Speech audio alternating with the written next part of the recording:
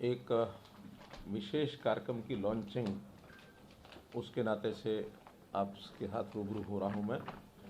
आपको जैसे मालूम है, हमने एक कार्यक्रम शुरू किया था, परिवार पहचान पत्र, जिसकी सर्वदूर उत्सुकता भी है, जानकारियां भी लोग ले रहे हैं, जिनको पता लग रहा है उसकी सराहना भी कर रहे हैं कि हरियाणा के हर परिवार का जो डाटा है वो हम योजनाओं को, लोगों के हित के लिए जो भी योजनाएं बनती हैं उन योजनाओं को बनाने के लिए उसका उपयोग करेंगे और हर किसी की आवश्यकताएं, हर किसी की क्षमताएं, आवश्यकताओं की पूर्ति के लिए सरकार योजनाएं बनाएगी और क्षमताओं का उपयोग कैसे किया जाए इसकी भी हम योजना बनाएंगे।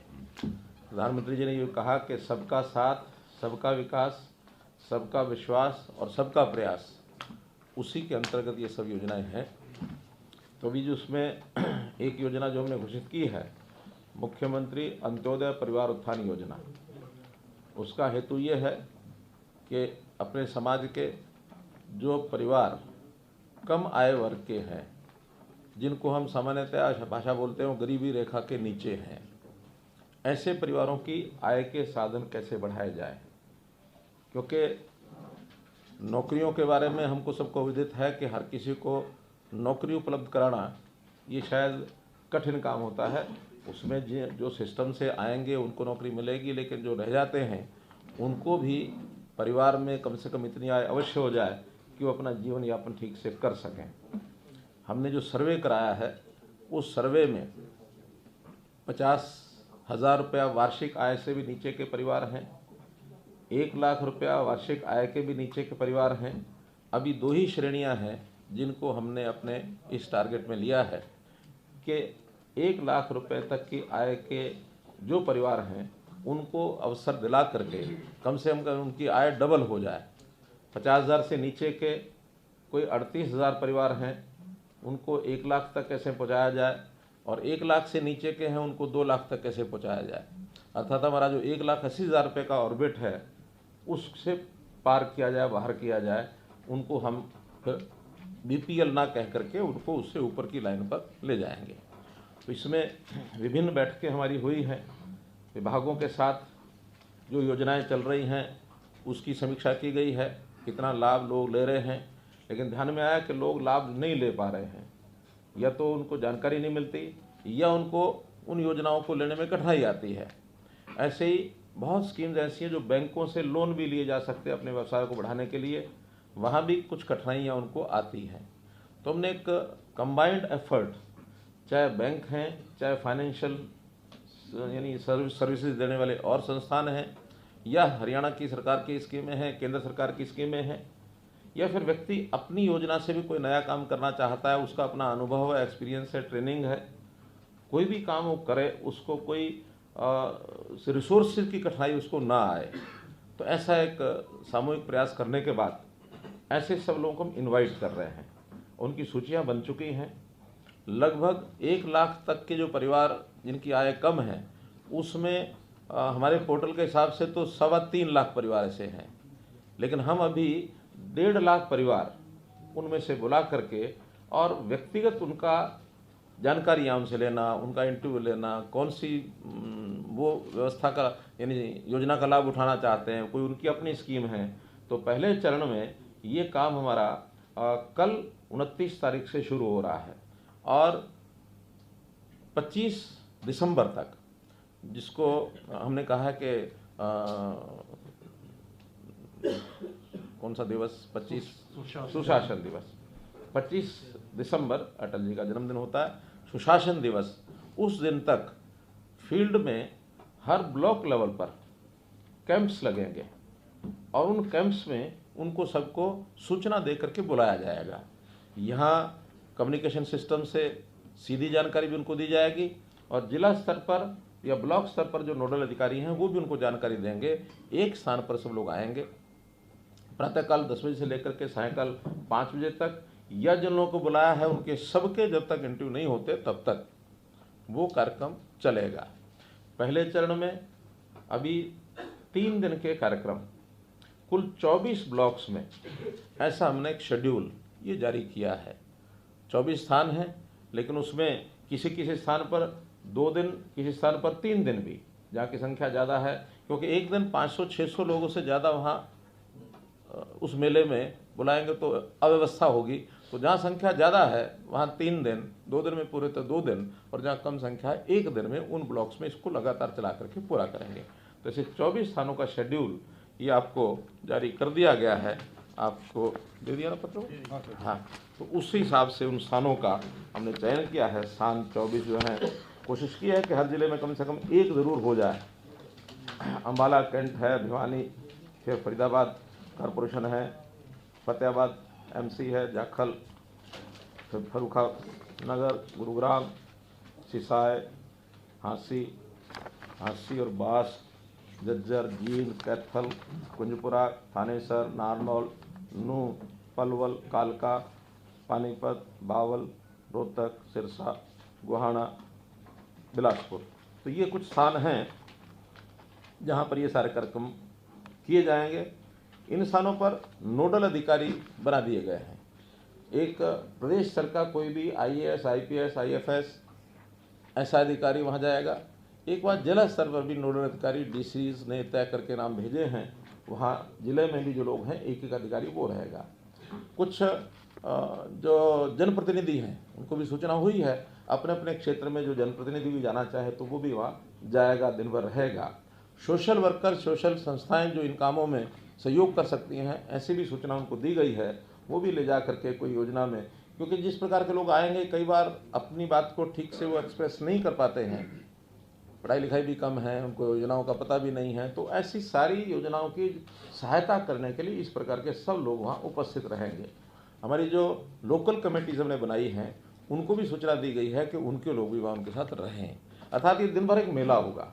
भले लाभार्थी यानी अपेक्षित जो हैं वो तो 500-600 ही हैं, लेकिन उनके साथ आने वाले लोग, सामाजिक कार्यकर्ता, फिर ये सेटअप के जो लोग हैं, कुल मिलाकर के शायद 500 की अगर जगह 1000 भी आ सकते हैं। तो दिन भर वो एक मेला टाइप ये कार्यक्रम होगा।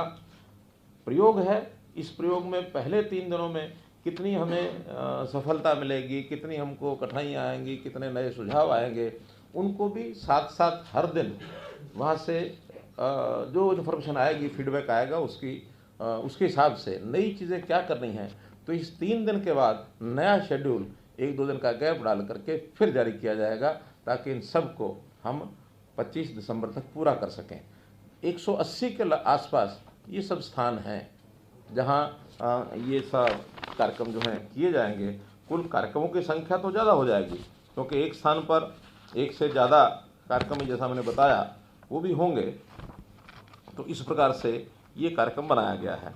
वहाँ पर व्यवस्थाएं सारी बता दी गई हैं, उनको डिस्ट्रिक्ट एडमिनिस्ट्रेशन और ब्लॉक लेवल के जो लोग हैं उनको सब व्यवस्था बता दिए गए हैं। ADCs, DCs के साथ डिटेल्ड एक मीटिंग भी हुई है और उनके साथ वीडियो कॉन्फ्रेंस भी हुई है। उनको SOP बना करके जारी भी कर दिया गया है कि डिस्ट्रिक्ट एडमिनिस्ट्रेशन ने क्या करना है, विभागों ने क्या करना है, बैंक से क्या अपेक्षा है, और जो बेनिफिशियरी, संभावित बेनिफिशियरी है, उससे क्या क्या जानकारी लेनी है। बहुत सी जानकारियां तो परिवार पहचान पत्र में ले ली गई हैं, लेकिन उसके अतिरिक्त व्यवसाय के नाते, काम के नाते, इनकम बढ़ाने के नाते उनसे भी पूछताछ की जाएगी।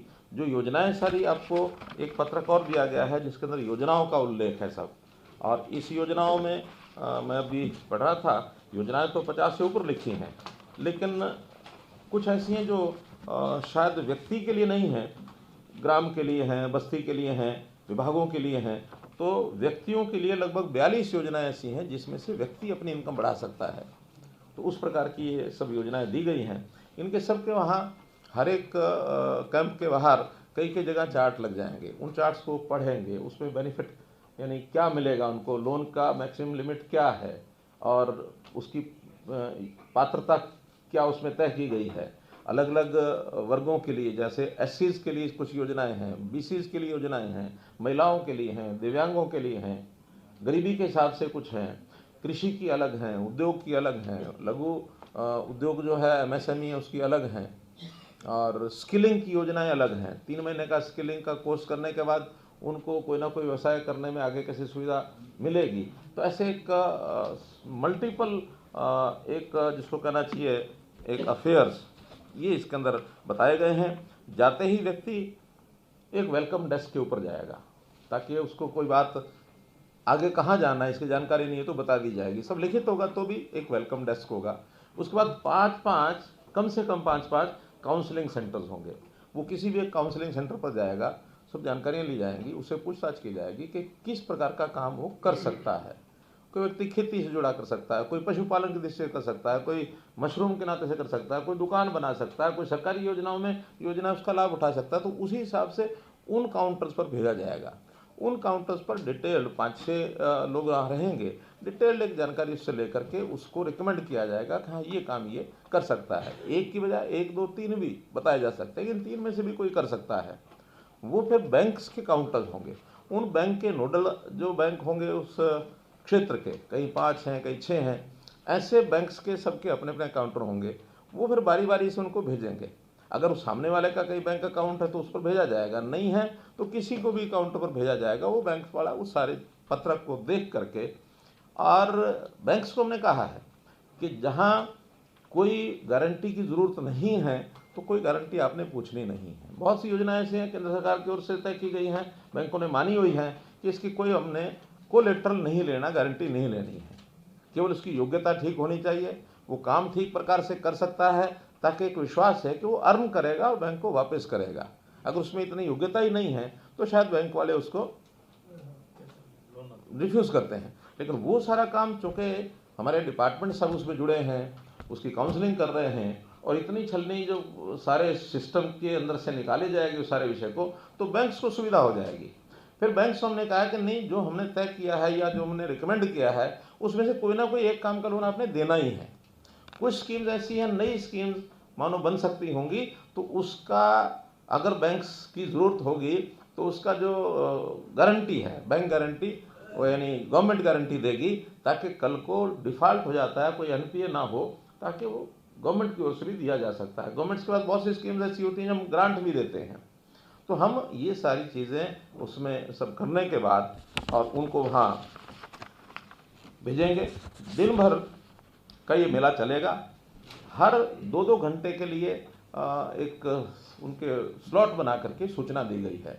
अगर मैंने 500 लोग बुलाए हैं तो 2 घंटे में मानो 250 लोग बुलाए, या 100 लोग बुलाए, अगले 2 घंटे में 100 नहीं, मानो 4 स्लॉट बनाए होंगे तो 180 के लगभग दिए हमने। तो उस हिसाब से 3 बजे तक का समय दिया ताकि 5 बजे तक समाप्त हो जाए। ऐसे 2-2 घंटे के स्लॉट बना के दिए हैं।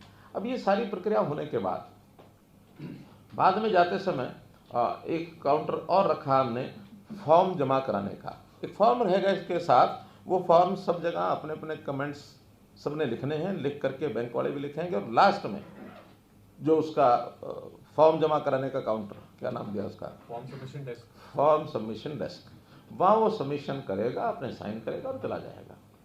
इन सब का विश्लेषण करने के बाद बैंक्स के लोग, कुछ उनकी फॉर्मेलिटी होती हैं, जैसे तो सिबिल, बैंक के लोग उसको चेक करते हैं कि क्या इस व्यक्ति ने पहले तो कोई लोन नहीं लिया हुआ, उसमें डिफ़ॉल्टर तो नहीं है, बड़ा डिफ़ॉल्टर भी हो सकता है, छोटा भी हो सकता है, वो तो जानकारियाँ बैंक के सिविल से सिस्टम से मिलेंगी, उसको वो चेक करेंगे। अगर उसमें कोई छोटा मोटा फॉल्ट है तो कल को सरकार को कोई योजना बनानी होगा, बनाएंगे। लेकिन ये सब अगले 10 दिन तक बैंक की प्रोसेस चला करके उसमें निर्णय लेकर के, जब ये 25 तारीख तक कंप्लीट हो जाएगा सब, तो जनवरी में इनके सबके सेकंड कैंप लगेंगे, और सेकंड कैंप में जिनके लोन सैंक्शन उनको लोन दे दिया जाएगा। जिनकी कठिनाई होगी उस कठिनाई को दूर करने की कोई स्कीम सरकार को बनानी होगी वो बनाएंगे, या कोई नई योजना अगले को देनी होगी। कोई मानो लगता है हमें भी इसको लोन देने की बजाय इसको तो कोई छोटा काम किसी प्राइवेट इंडस्ट्री के साथ ही लग करके काम कर सकता है, इसको सैलरी मिल जाए, या इसको अनपढ़ ही है, बिल्कुल मजदूरी का ही काम कर सकता है, तो मनरेगा का अंदर काम उसको दिलाया जा सकता है। तो बैंकों के अंदर कोई डिफ़ॉल्ट इस प्रकार का मिलता तो उनको बिना लोन के भी उनकी इनकम कैसे बढ़ सकती है, इसकी योजना बनाई जाएगी। लेकिन जनवरी में इन सबको लोन दे दिए जाएंगे। तो इस सारे चरण में अभी 1.5 लाख परिवारों को बुलाया गया है। 1 लाख परिवारों को सहायता ज़रूर हो जाए, मानो 50,000 का एक छोड़ भी दे इस प्रकार के लोगों का जिनकी सहायता नहीं हो पाएगी, तो 1 लाख का ये पहला टारगेट इस 2 महीने के चरण में पूरा करेंगे, और उसके बाद फिर सेकंड फेज में बाकी जो लोग बचे उनको लिया जाएगा। तो इतना ही ये एक कार्यक्रम है।